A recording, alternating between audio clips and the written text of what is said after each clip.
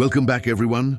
And before we dive into today's incredible story, let me know in the comments where you're watching from today. This is a story that will remind you why respect and kindness never go out of style, and why you should never judge a book by its cover. When wealthy businessman Victor Ashford laughed at the old janitor's heartfelt poem in the hotel lobby, he had no idea that the quiet man sitting nearby had just witnessed something that would change everything. The janitor's words were dismissed as the ramblings of someone who didn't belong in such an elegant place. But what Victor didn't know was that Bruce Willis had been listening to every word, and what happened next would teach everyone in that room a lesson they'd never forget.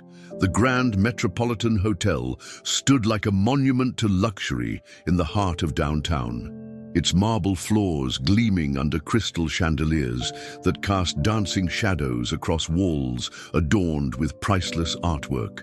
The air was thick with the scent of fresh orchids and expensive cologne, while the soft murmur of refined conversation mixed with the gentle clinking of fine china and crystal glasses.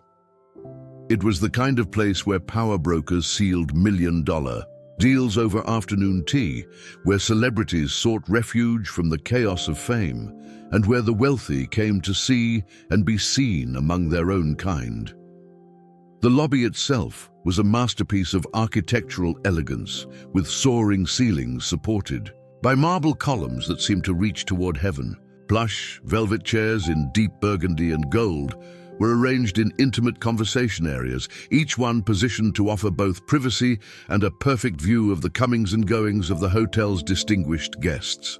Persian rugs worth more than most people's annual salaries covered sections of the pristine marble floor, their intricate patterns telling stories of distant lands and ancient craftsmanship. In one corner of this opulent space, near a magnificent mahogany bookshelf filled with leather-bound classics, sat a man whose presence commanded attention without demanding it. Bruce Willis occupied a wingback chair with the quiet confidence of someone who had nothing to prove to anyone. His clothes were simple but well-tailored, his demeanor relaxed, yet alert.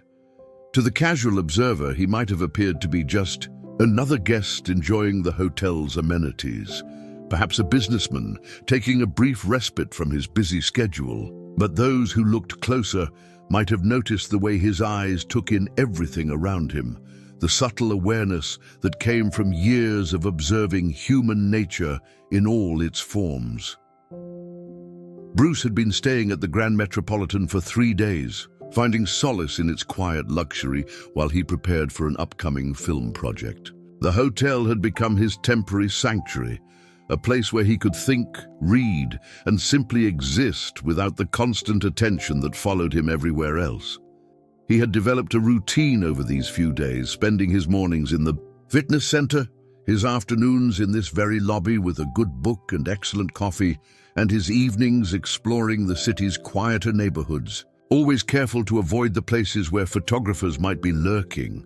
As the late afternoon sun streamed through the lobby's tall windows, casting warm golden light across the marble surfaces, Bruce noticed an older gentleman enter through the service entrance near the back of the lobby.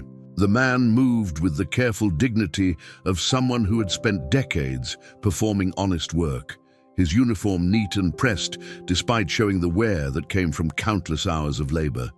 His name tag read Harold, and everything about him spoke of quiet pride and unwavering dedication.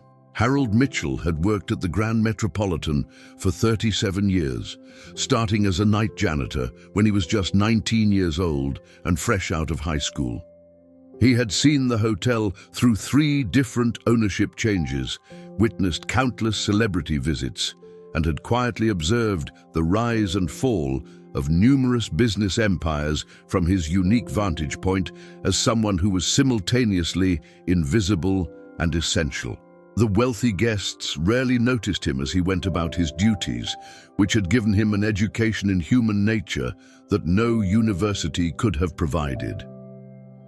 Over the decades, Harold had developed a deep appreciation for poetry and literature, spending His lunch breaks in the hotel's library, reading everything from Shakespeare to contemporary verse. He had even begun writing his own poems, simple but heartfelt reflections on life, work, and the beauty he found in everyday moments. His notebook, worn from years of use, was filled with observations about the changing seasons visible through the hotel's windows, the stories he imagined about the guests he served, and the wisdom he had gained from a lifetime of quiet observation. On this particular afternoon, Harold was making his rounds through the lobby, emptying waste baskets and ensuring that every surface gleamed to the hotel's exacting standards. He moved with practiced efficiency, his presence so familiar that most guests didn't even register his existence. It was a kind of invisibility that had both advantages and disadvantages, allowing him to overhear conversations and witness moments of both kindness and cruelty that people never would have displayed if they had truly seen him. As Harold worked, near the seating area where Bruce was reading, he paused for a moment to adjust a flower arrangement that had been slightly disturbed by a previous guest. The simple action was performed with the care and attention that Harold brought to every aspect of his work, a quiet pride that transformed even the most mundane tasks into something meaningful. It was then that Victor Ashford made his entrance, sweeping through the lobby's main doors with the self-important air of a man who believed the world revolved around his presence. Victor was the kind of person who announced his arrival before he even spoke, his expensive Italian shoes clicking authoritatively against the marble floor, his designer suit perfectly tailored to his imposing frame. Everything about him screamed wealth and privilege, from his platinum watch that cost more than most people's cars to his perfectly styled silver hair that had been crafted by one of the city's most exclusive stylists. Victor Ashford had built his fortune through a combination of shrewd business deals, strategic investments, and an almost supernatural ability to identify profitable opportunities before his competitors even knew they existed. He owned a portfolio of companies spanning real estate, technology, and entertainment, and his net worth was the subject of frequent speculation in financial magazines. But wealth and success had not made Victor humble or kind. Instead, they had amplified his natural arrogance and created a man who viewed other people primarily in terms of their usefulness to his various enterprises.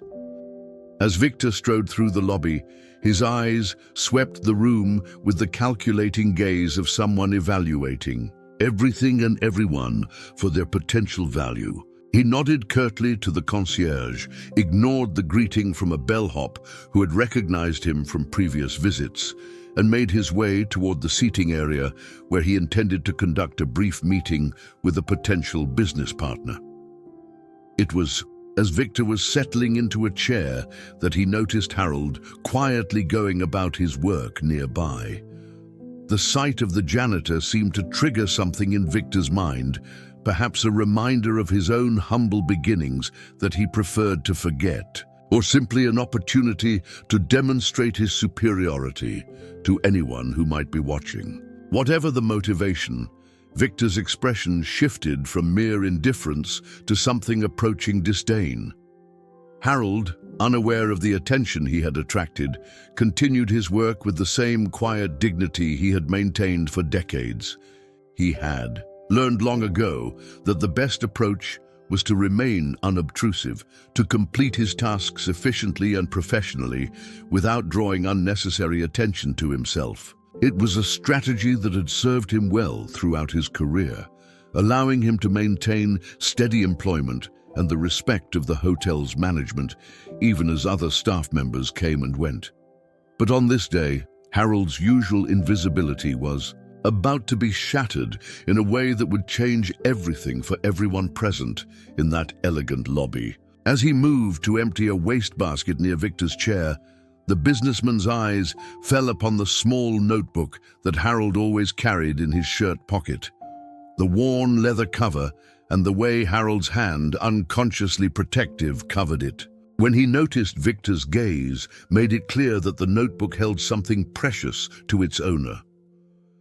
Victor's curiosity was piqued, not by genuine interest, but by the kind of cruel amusement that came from having power over someone who couldn't fight back. He saw an opportunity to entertain himself at the expense of someone he viewed as beneath his notice, someone whose feelings and dignity were irrelevant to his enjoyment of the moment. Bruce, still seated nearby with his book open in his lap, had been peripherally aware of the dynamics playing out around him. His years in the entertainment industry had given him a keen sensitivity to the subtle power plays and social hierarchies that existed in every human interaction. He had seen enough cruelty disguised as humor, enough casual dismissal of people deemed unworthy of basic respect to recognize the signs of what was about to unfold. The lobby around them continued its elegant dance of wealth and privilege, with other guests engaged in their own conversations and concerns, blissfully unaware that they were about to witness a moment that would reveal the true character of everyone involved. The crystal chandeliers continued to cast their warm light. The fresh flowers continued to perfume the air, and the soft background music continued to provide its sophisticated soundtrack. But the atmosphere was about to change dramatically. Harold, sensing the shift in attention, but not yet understanding its implications, straightened slightly and prepared to continue his work. His notebook remained safely in his pocket, its contents unknown to anyone but himself, but Victor's predatory interest had been aroused, and the wealthy businessman was not the type to let such an opportunity pass unexplored. The stage was set for a confrontation that would strip away the polite veneer of civilization and reveal the raw truth about respect, dignity, and the real measure of a person's worth. In the coming moments, the luxurious lobby of the Grand Metropolitan Hotel would become a battlefield where different philosophies of life would clash, where assumptions would be challenged, and where the quiet man in the corner would reveal a power that had nothing to do with wealth or status and everything to do with basic human decency. The peaceful beginning was about to be shattered by growing tension, and the main character, shaped by a past filled with challenges, was about to stand out in ways that no one in that room could have anticipated. Victor Ashford's piercing gaze fixed on Harold's worn notebook with the intensity of a predator spotting. Vulnerable prey. The wealthy businessman had built his empire by identifying weakness and exploiting it for his own amusement or profit, and something about the janitor's protective gesture over that small leather-bound book triggered his predatory instincts. Here was someone who clearly valued something that Victor could take away with nothing more than words, someone whose feelings he could trample without consequence. The late afternoon light streaming through the hotel's magnificent windows seemed to shift as Victor leaned forward in his chair, his expensive suit rustling softly against the velvet upholstery. His platinum watch caught the light as he gestured dismissively toward Harold, who was still quietly going about his duties, unaware that he had become the focus of unwanted attention from one of the hotel's most influential guests. Harold had just finished emptying the wastebasket near Victor's seating area and was preparing to move on to the next section of the lobby when Victor's voice cut through the refined atmosphere like a blade through silk. The businessman's tone carried the casual cruelty of someone who had never faced real consequences for his actions, the easy confidence of a man who believed his wealth granted him the right to treat others as sources of entertainment. "Excuse me," Victor called out, his voice carrying just far enough to attract the attention of nearby guests without appearing to shout. "You there, with the cleaning cart? I couldn't help but notice that little book you're carrying. What exactly does a janitor need with a notebook, taking inventory of dust bunnies and dirty ashtrays?" The words hung in the air like smoke from an expensive cigar, acrid and choking. Several other guests turned to look, their conversations pausing as they sensed the shift in the lobby's atmosphere. Some looked away quickly, uncomfortable with the obvious cruelty in Victor's tone, but unwilling to involve themselves in what they perceived as someone else's problem. Others watched with the morbid curiosity of spectators at a car accident, eager to see what would happen next, but careful to maintain their distance from the unfolding drama. Harold stopped his work and turned slowly to face Victor, his weathered hands still gripping the handle of his cleaning cart. For 37 years, he had navigated situations like this with quiet dignity, deflecting insults and maintaining his composure even when guests treated him as less than human. His face remained calm, but those who looked closely might have seen the slight tightening around his eyes, the almost imperceptible straightening of his shoulders that indicated he was preparing himself for whatever was to come. "It's just a personal notebook, sir," Harold replied, in a voice that carried the measured tone of someone who had learned to speak carefully in the presence of those who held power over his livelihood. "Nothing that would interest you, I'm sure. I'll just continue with my work if that's all right." But Victor was far from finished. The businessman's cruel smile widened as he sensed Harold's discomfort, like a shark detecting blood in the water. He had found his entertainment for the afternoon, and he intended to make the most of it. Rising from his chair with the fluid grace of someone who had never doubted his right to command any room he entered, Victor approached Harold with the confidence of a man who had never been told no by anyone who mattered. "Oh, but I am interested," Victor continued, his voice dripping with false concern and barely concealed mockery. "You see, I'm a patron of the arts. I support museums, theaters, the finest cultural institutions money can buy. So when I see someone, like you, carrying around what appears to be some sort of creative endeavor, well, I feel it's my civic duty to take an interest. After all, art should be shared, shouldn't it? Even amateur art created by, well, let's call it the working class." Bruce Willis, still seated in his wingback chair with his book open in his lap, felt his jaw tighten as he listened to Victor's performance.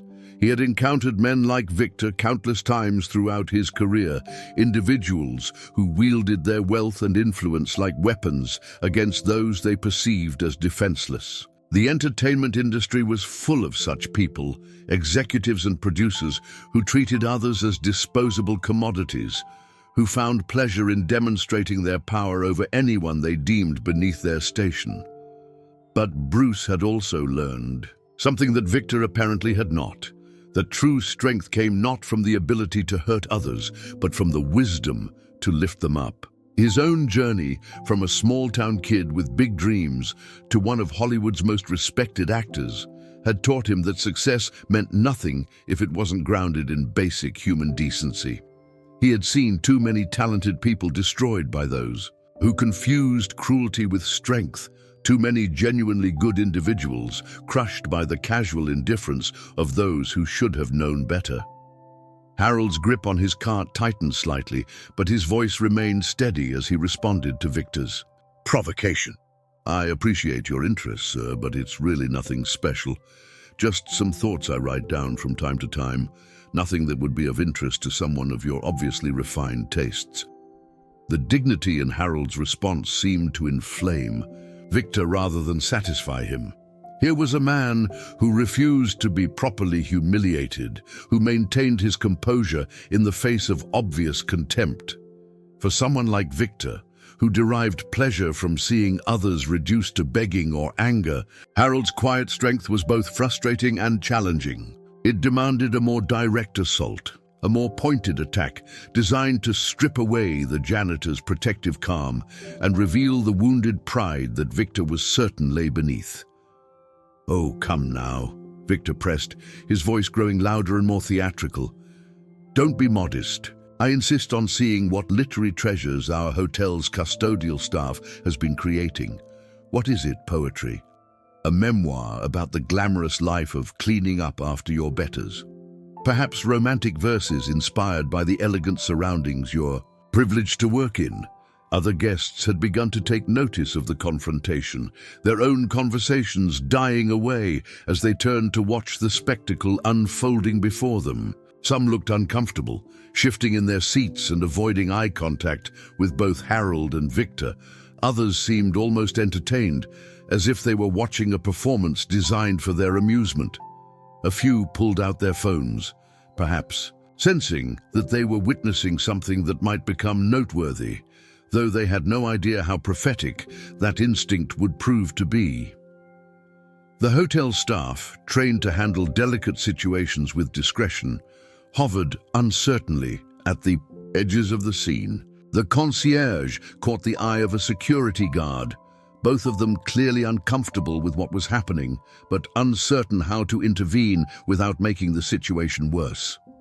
Victor Ashford was, after all, one of the hotel's most valued guests, a man whose business relationships and recommendations could make or break careers in the hospitality industry. But Harold was also a respected member of their team, a man who had served the hotel faithfully for decades and had never caused a moment's trouble for anyone.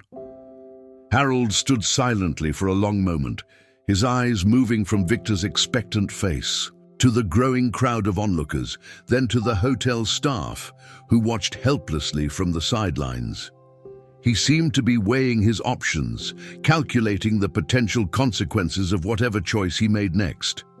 His hand moved unconsciously to the notebook in his shirt pocket, a protective gesture that spoke volumes about how much those private thoughts meant to him. "Sir," Harold finally said, his voice carrying a note of quiet pleading that he probably hated having to use, "I really would prefer to keep my personal writings private. They're not meant for public consumption, and I'm sure they would only bore someone of your sophistication. Perhaps I could interest you in one of the hotel's complimentary newspapers or magazines instead." But Victor had scented victory, and he was not about to let his prey escape so easily. He took another step closer to Harold, invading the older man's personal space with the casual entitlement of someone who had never had his own boundaries respected by force.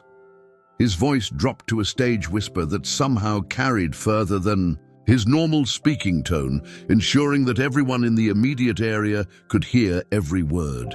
"I'm afraid I must insist," Victor said, his smile growing wider and more predatory. "You see, I've made quite a study of human nature over the years. I've found that people who try to hide their creative efforts are usually doing so because they're embarrassed by the quality of their work. And I have to say, I'm intensely curious about what passes for poetry in the mind of someone whose greatest artistic achievement is making a toilet bowl sparkle."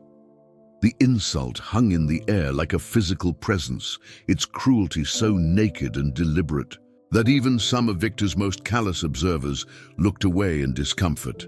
But Harold, instead of crumbling or lashing out as Victor had clearly expected, seemed to grow somehow taller and more dignified. His weathered face remained calm, but there was something in his eyes now, a quiet strength that suggested hidden depths beneath his humble exterior.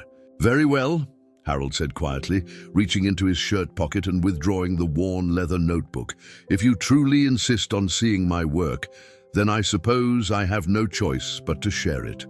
But I want you to understand that these words come from a place of genuine feeling, from experiences and observations that have shaped my understanding of what it means to be human in this world."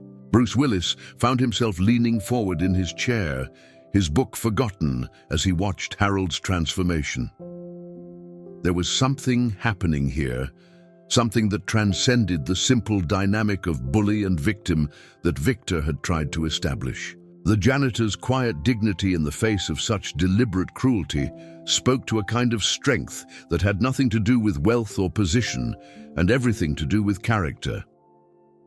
Harold opened his notebook to a page near the middle, his fingers trembling slightly, not from fear, but from the vulnerability of sharing something so personal with someone who had already demonstrated his capacity for cruelty.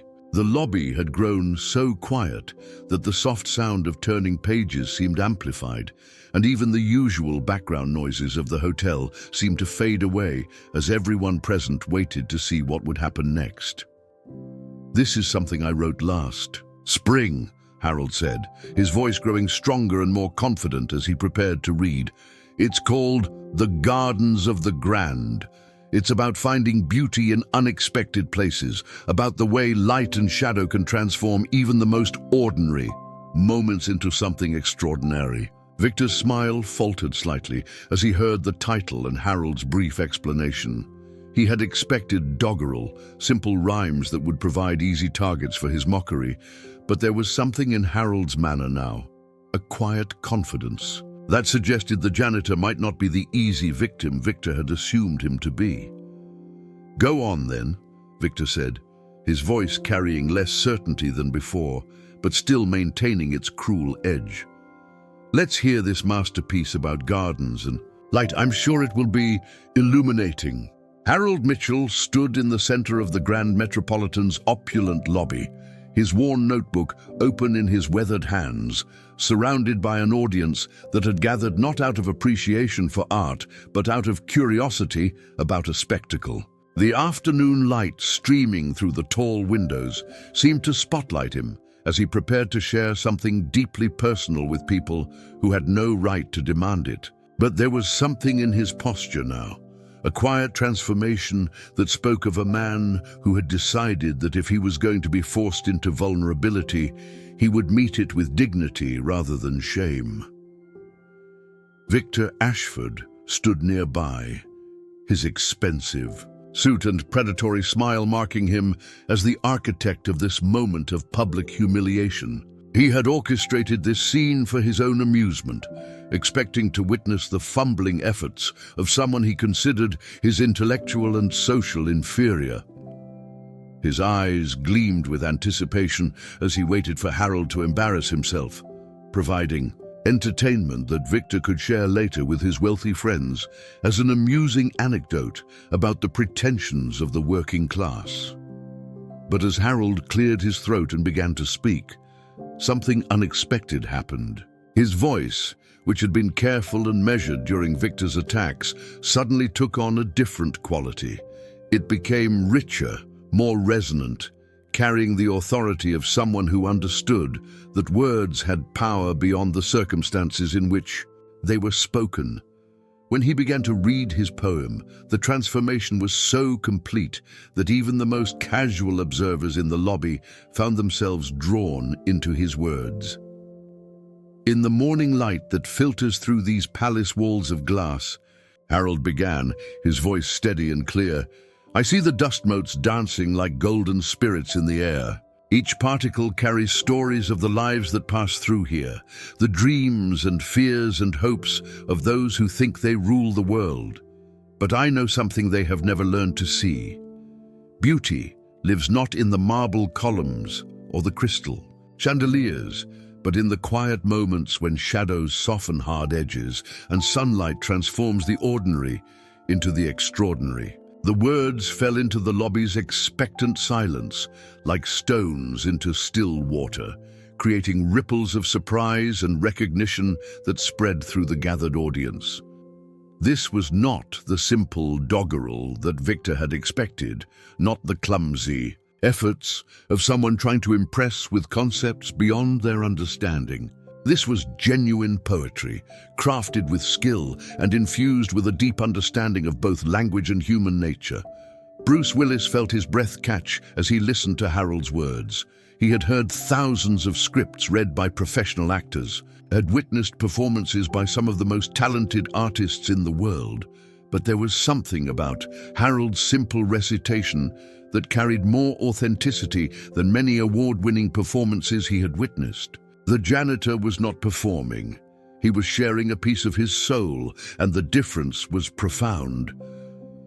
Harold continued reading, his confidence growing with each line as he forgot about his hostile audience and lost himself in the world he had created with words. The roses in the courtyard bloom and fade, with seasons that these guests will never notice, too busy with their phones and deals to see the way morning dew transforms each petal into jewelry, more precious than anything worn by those who walk. These halls.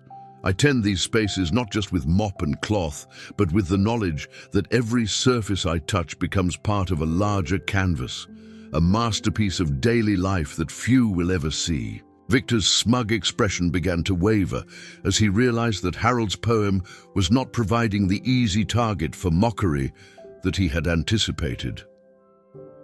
The janitor's words were not only competent, but genuinely moving, crafted with a skill that spoke of years of careful observation and thoughtful reflection. Other guests in the lobby had stopped their conversations entirely, drawn into Harold's recitation despite themselves. A well-dressed woman seated near the windows found herself thinking about the roses in her own neglected garden, flowers she hadn't really looked at in years, despite walking past them every day on her way to her car.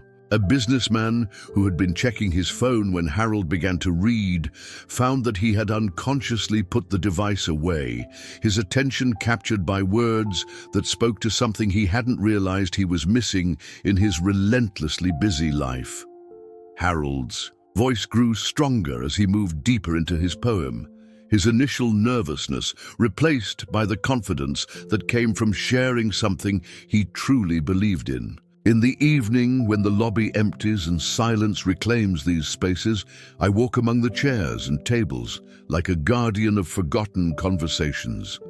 I hear the echoes of laughter and tears, of business deals and love affairs, of all the human drama that plays out against this backdrop of manufactured elegance. And I understand something that wealth cannot buy, that every life has poetry in it, every story has meaning, every person carries dreams that shine brighter than any chandelier. The words seem to hang in the air, transforming the lobby from a mere collection of expensive furnishings into something approaching sacred space.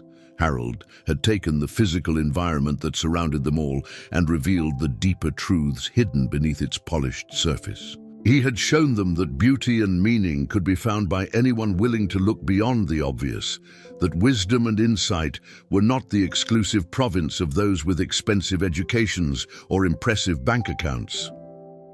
Bruce Willis found himself remembering his own beginnings, the small-town kid who had dreamed of making it in Hollywood while working a series of humble jobs to pay the bills. He thought about the security guards and janitors and caterers he had met over the years on film sets, people whose names never appeared in credits, but whose stories were often more interesting than anything that made it onto the screen.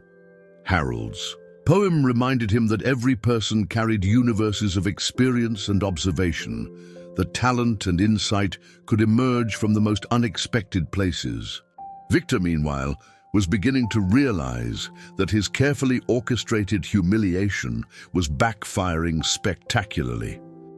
Instead of reducing Harold to an object of ridicule, the janitor's unexpected eloquence was making Victor look like exactly what he was, a wealthy bully who had mistaken cruelty for sophistication. The audience that had gathered to watch Harold's embarrassment was instead witnessing Victor's exposure, as someone whose power came only from money rather than any genuine understanding of human worth.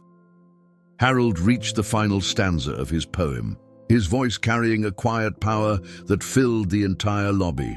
So when they ask me what I do in this place of marble and gold, I tell them that I am a keeper of stories, a guardian of beauty that exists in the spaces between heartbeats, in the pause between words, in the moment when light and shadow conspire to reveal truth. I am not just a cleaner of surfaces, but a witness to the daily miracle of human existence.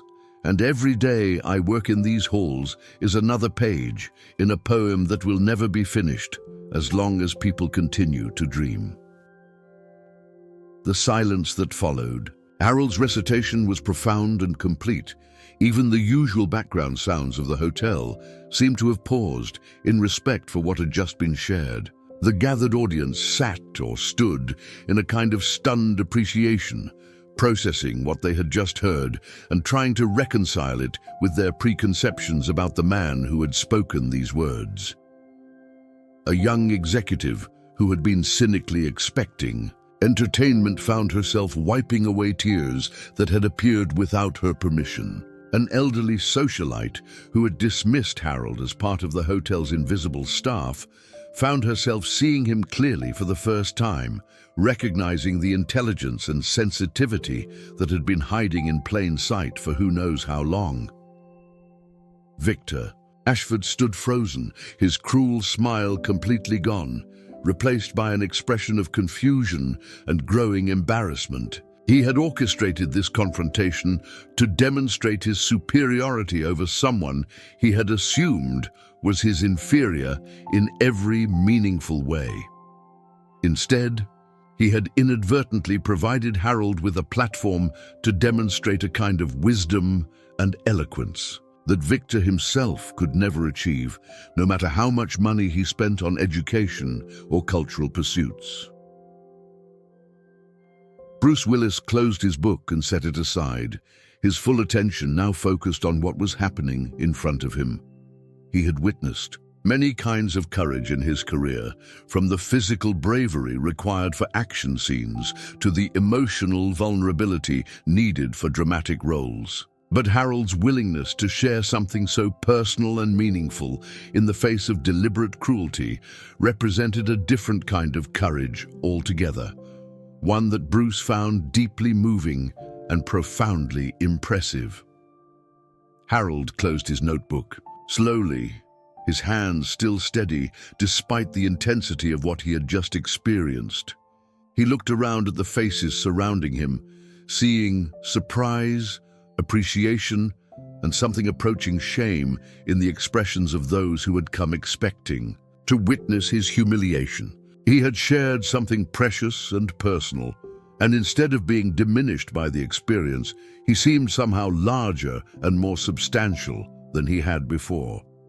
"Thank you for listening," Harold said simply, his voice carrying the same quiet dignity that had characterized everything about him from the beginning of this encounter. "I hope you found something in those words that spoke to you, something that reminded you that beauty and meaning can be found anywhere if we just take the time to look for them."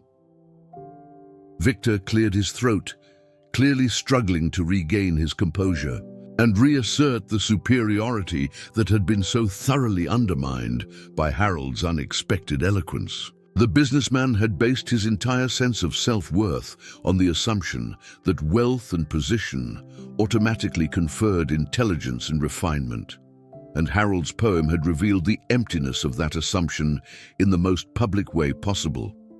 "Well," Victor said, his voice lacking its earlier confidence and carrying a note of desperation that he probably hoped no one else could hear.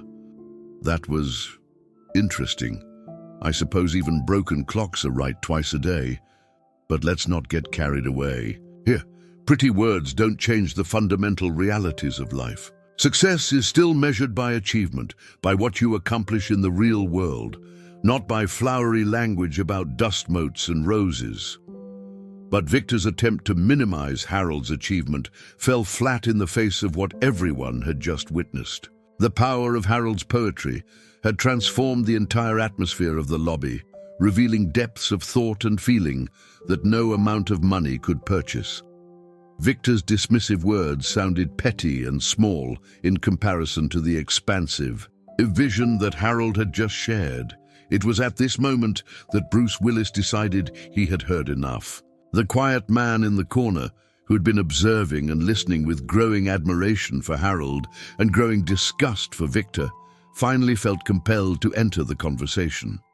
He rose from his chair with the fluid grace of someone accustomed to commanding attention, though he had no intention of overshadowing Harold's moment. Instead, Bruce approached the group with the measured steps of someone who understood that words could be more powerful than any physical action, that sometimes the most important battles were fought not with fists or weapons, but with truth and recognition of human dignity.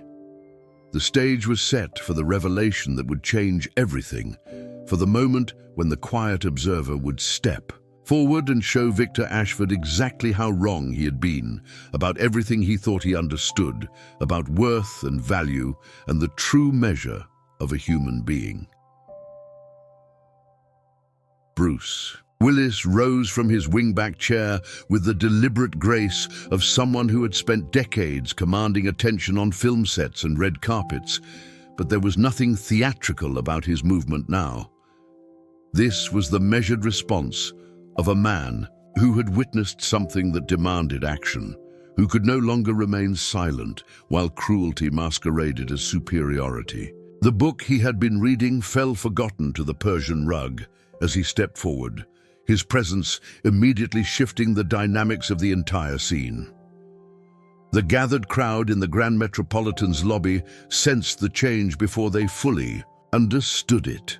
There was something about the way Bruce moved, the quiet authority in his bearing, that made people instinctively turn toward him. Even Victor Ashford, still struggling to regain his composure after Harold's unexpectedly powerful poem, found his attention drawn to this new presence entering their confrontation.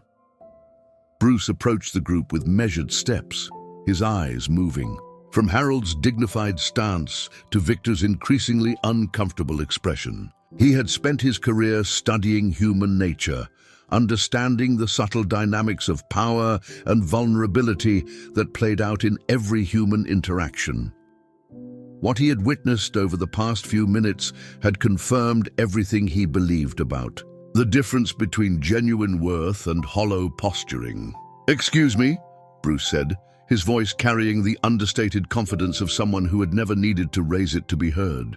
"I couldn't help but overhear your conversation, and I felt compelled to say something." He paused, letting his gaze settle on Victor, with the kind of direct attention that made people suddenly very aware of themselves.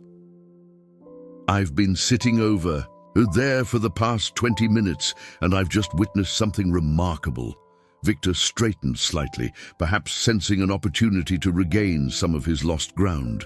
Here was someone who appeared to be a fellow guest, someone who might understand his perspective and validate his position.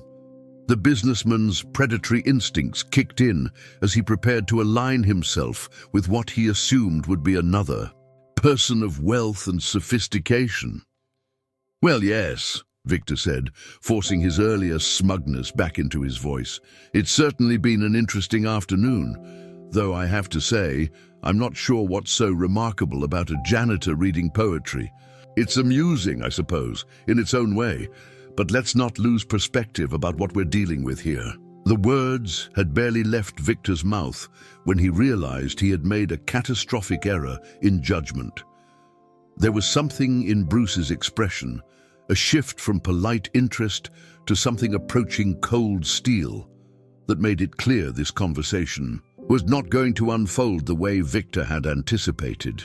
"What's remarkable," Bruce said, his voice taking on an edge that those who knew him professionally would have recognized as a warning sign, "is that I've just listened to one of the most beautiful and insightful pieces of original poetry I've heard in years. What's remarkable is that it came from a man who has clearly spent decades observing the world around him with the kind of attention and sensitivity that most people never develop. And what's remarkable is that another man, someone who should know better, chose to try to humiliate him for sharing something so personal and meaningful." The lobby had grown completely silent now, with every guest and staff member within earshot drawn into the unfolding drama. Cell phones that had been buzzing with messages were ignored.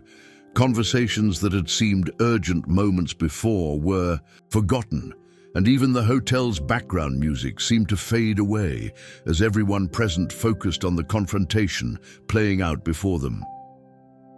Harold stood quietly to one side, his notebook clutched in his hands, watching this unexpected champion, who had materialized from the elegant seating area to defend him. There was something familiar about the man's face, something that nagged at the edges of Harold's memory, but he was too caught up in the moment to place it. Victor's confidence began to crack as he realized that his attempt to find an ally had Instead, brought him face to face with someone who clearly viewed his behavior with disgust. The businessman had built his success on his ability to read people and situations, but something about this quiet man's presence was throwing off all his usual calculations. "Now wait just a minute," Victor said, his voice rising slightly as he tried to reassert control over the situation. "I don't know who you think you are, but you clearly don't understand what's happening here. I was simply encouraging our friend here to share his work. If anything, I was doing him a favor by giving him an audience. Not everyone gets the opportunity to perform for people of our caliber." Bruce's expression didn't change, but there was something in his stillness that made Victor's words sound even more hollow and self-serving than they already were. When Bruce spoke again, his voice carried the kind of quiet authority that came from years of working with directors who demanded nothing less than absolute truth in every performance. "Is that what you call it?" Bruce asked, his tone deceptively mild. "Doing him a favor, because from where I was sitting it looked like you were trying to humiliate a decent man for your own entertainment. It looked like you were using your position as a guest here to bully someone who couldn't fight back without risking his job. And it looked like you were so blinded by your own arrogance that you couldn't recognize genuine talent and wisdom when it was standing right in front of you." The words hit Victor like physical blows, each one stripping away another layer of the persona he had constructed around his wealth and status. Other guests in the lobby began to murmur among themselves, and Victor could feel the shift in there. A tension from Harold's supposed inadequacy to his own obvious cruelty. The social dynamics that he had tried to manipulate were turning against him in the most public way possible. "Listen," Victor said, his voice now carrying a note of desperation that he probably hoped no one else could detect. "I think you're misunderstanding the situation here. I'm Victor Ashford. I own Ashford Industries. I'm sure you've heard of me. I'm a patron of the arts, a supporter of cultural institutions. I would never intentionally demean someone's creative efforts." But Bruce was not impressed by name-dropping or corporate credentials. He had spent too many years in an industry filled with people who confused fame with worth, who believed that success gave them license to treat others poorly. He had seen too many talented people destroyed by those who wielded power without wisdom to be swayed by Victor's attempts at reputation management. "I don't care if you own half the city," Bruce replied, his voice growing colder. "What I care about is that you just tried to humiliate a man whose poetry demonstrates more genuine insight and humanity than anything I've heard from most people with advanced degrees and impressive titles. What I care about is that you thought you could use your money and position to make someone else feel small for your own amusement." Victor's face had begun to flush red. Whether from embarrassment or anger, it was difficult to tell. He was clearly not accustomed to being challenged so directly, especially not in public, and especially not by someone whose own credentials he knew nothing about. The businessman's usual tactics of intimidation and social positioning were proving useless against someone who seemed completely unmoved by considerations of wealth or status. "And who exactly are you to lecture me about humanity and insight?" Victor demanded, his voice rising to a level that was definitely inappropriate for the hotel's refined atmosphere. "What gives you the right to judge my actions? At least I've built something with my life, created jobs, contributed to the economy. What have you done that's so impressive?" It was the question that Bruce had been waiting for, the opening that would allow him to deliver the revelation that would completely transform everyone's understanding of the situation. He had been content to remain anonymous, to simply defend Harold's dignity without drawing attention to himself. But Victor's arrogance and cruelty had pushed him past the point where quiet intervention was sufficient. Bruce reached into his jacket pocket and withdrew a leather wallet, from which he extracted a business card. But instead of handing it to Victor, he held it up so that several people nearby could see it clearly. The simple white card bore the logo of one of Hollywood's most prestigious talent agencies, along with a name that made several guests in the lobby gasp audibly. "My name is Bruce Willis," he said simply, his voice carrying the same quiet authority it had throughout the confrontation. "Perhaps you've seen some of my work." The effect was immediate and electric.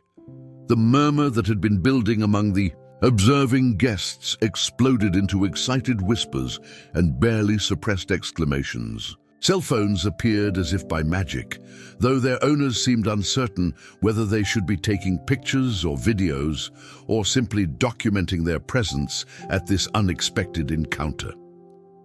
Harold's eyes widened as recognition finally clicked into place. The familiar face that had been nagging at his memory suddenly made perfect sense, and he found himself looking at one of the most recognizable actors in the world, a man whose films he had watched and enjoyed for decades. But what struck him most was not Bruce's fame or success, but the fact that this incredibly accomplished person had chosen to defend him against Victor's cruelty. Victor, meanwhile, looked as if he had been struck by lightning. His mouth opened and closed several times without producing any sound, and the color drained from his face as he realized the magnitude of his miscalculation. He had just spent the better part of 20 minutes demonstrating his character and values in front of one of the most famous and respected actors in the world, and the demonstration had not reflected well on him. Bruce continued, his voice remaining calm and measured despite the dramatic revelation of his identity. "I've had the privilege of working with some incredibly talented people over the years, writers and directors and fellow actors who have taught me that real talent and genuine insight can come from anywhere. Some of the most profound observations about human nature I've ever heard have come from security guards on film sets, from catering staff, from people whose names never appear in any credits, but whose wisdom has stayed with me for decades." The gathered crowd was hanging on every word now, not just because of who was speaking, but because of what he was saying. Here was someone who had achieved the highest levels of success in one of the world's most competitive industries, and he was using his platform to defend the dignity of a hotel janitor against the attacks of a wealthy businessman. "What I heard from Harold today," Bruce continued, his eyes moving to include the janitor in his address, "was genuine poetry, not just competent verse, but real insight into what it means to find beauty and meaning in everyday life. It was the kind of authentic observation that most professional writers spend their entire careers trying to achieve. And instead of recognizing that gift, instead of feeling grateful to witness something so real and meaningful, you chose to try to tear it down for your own entertainment." Victor stood frozen, clearly struggling to process the complete reversal of his fortunes. In the space of a few minutes, he had gone from being the powerful figure orchestrating someone else's humiliation to being publicly exposed as a bully by one of the most famous people in the world. The social dynamics he had tried to manipulate had turned completely against him, and there was no way to recover the ground he had lost. Bruce turned to address Harold directly, his expression softening as he spoke to the man whose dignity he had witnessed and whose talent he genuinely admired. "Harold, I want to thank you for sharing your work with us today. It took real courage to read something so personal in such a hostile environment, and I hope you know that your words moved everyone who was really listening." Harold nodded slowly, still processing the surreal turn that his afternoon had taken. Here was Bruce Willis, an actor whose work he had admired for years, speaking to him with the kind of respect and recognition that Victor had tried to deny him. It was a validation more powerful than any award or accolade could have been. The revelation had changed everything, transforming the lobby of the Grand Metropolitan from a battlefield where cruelty had seemed to hold the upper hand into a place where justice and human decency were finally being recognized and celebrated. But the story was far from over, and the lessons that needed to be learned were only beginning to emerge from this extraordinary encounter.